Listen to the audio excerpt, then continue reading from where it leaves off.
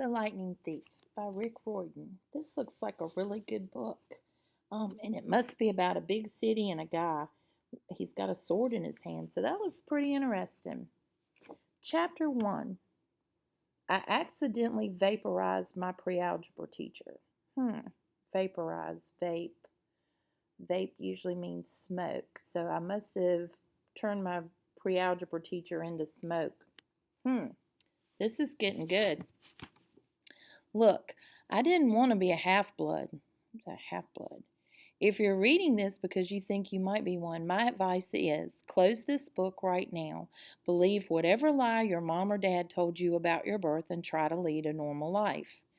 Being a half-blood is dangerous. Still don't know what that means. It's scary. Most of the time, it gets you killed in painful, nasty ways. If you're a normal kid reading this because you think it's fiction, great. Fiction is not real, so read on. I envy you for being able to believe that none of this ever happened. So half-blood and envy.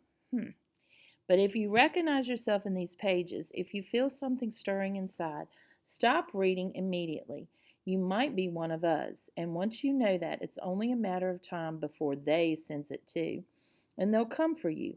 Don't say, I didn't warn you. Okay, so half-blood would mean half of something, half of another. And envy, I think when you envy somebody, you kind of want what they have. So I need to make sure. Let me write that down real quick. I'm going to put down half-blood. Okay. My name is Percy Jackson. I'm 12 years old. Until a few months ago, I was a boarding student at Yancey Academy, a private school for troubled kids in upstate New York. Am I a troubled kid? Yeah, you could say that. Okay, Percy Jackson. Percy Jackson's going to be my protagonist, and evidently he is kind of like a juvenile delinquent.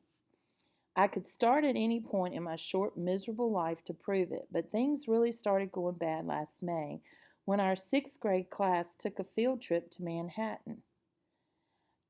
28 mental case kids and 2 teachers on a yellow school bus heading to the Metropolitan Museum of Art to look at ancient Greek and Roman stuff.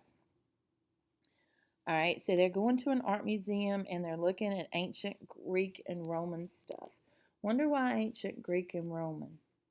I know it sounds like torture. Most fancy field trips are. But Mr. Bruner, our Latin teacher, was leading this trip, so I had hopes. Mr. Bruner was this middle-aged guy in a motorized wheelchair.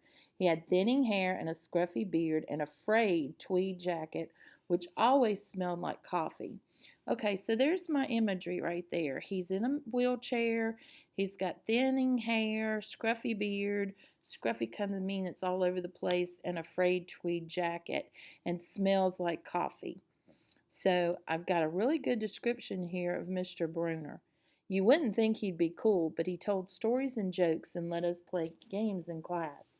He also had this awesome collection of Roman armor and weapons. So he was the only teacher whose class didn't put me to sleep. I hoped the trip would be okay. At least I hoped that for once I wouldn't get in trouble. Boy, was I wrong. See, bad things happen to me on field trips. Wonder what's happened to him. Let me read on. Like at my 5th grade school when we went to the Saratoga battlefield. Saratoga, I've heard that before. I think we studied that last year in history. That has to do with the American Revolution. Yeah. I had this accident with a Revolutionary War cannon. I should have read on. I wasn't aiming for the school bus, but of course I got expelled anyway. And before that, at my 4th grade school, when we took a behind-the-scenes tour of the Marine World Shark Pool, I sort of hit the wrong lever on the catwalk, and our class took an unplanned swim. And the time before that, well, you get the idea.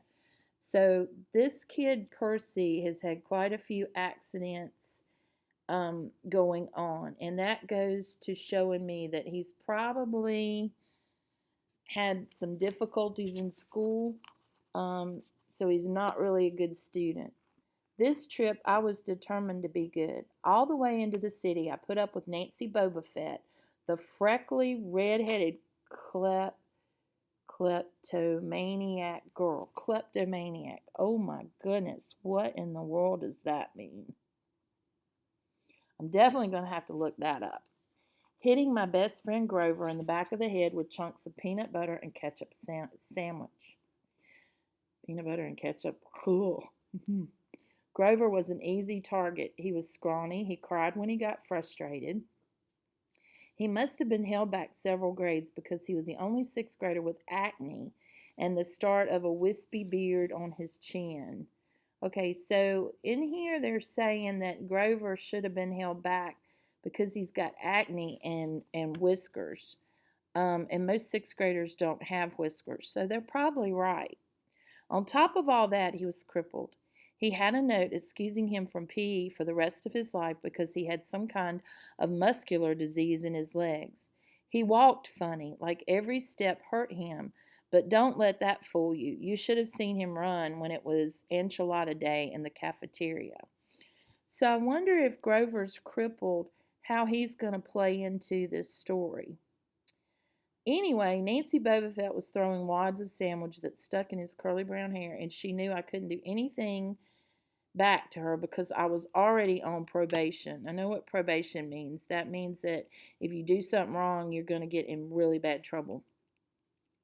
The headmaster had threatened me with death by in-school suspension.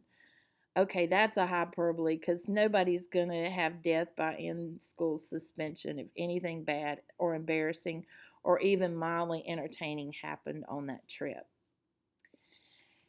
Okay, I know you think I'm crazy because I've been sitting here talking to myself, but what I've been doing is called the Think Aloud strategy. And when I start to read a book, I always have a pen and a notepad or a scrap sheet of paper by me. And as I read, I try to put things together in my head. Like, why were they going to an art museum? Why was it so important that Percy Jackson was portrayed as someone who got in trouble a lot?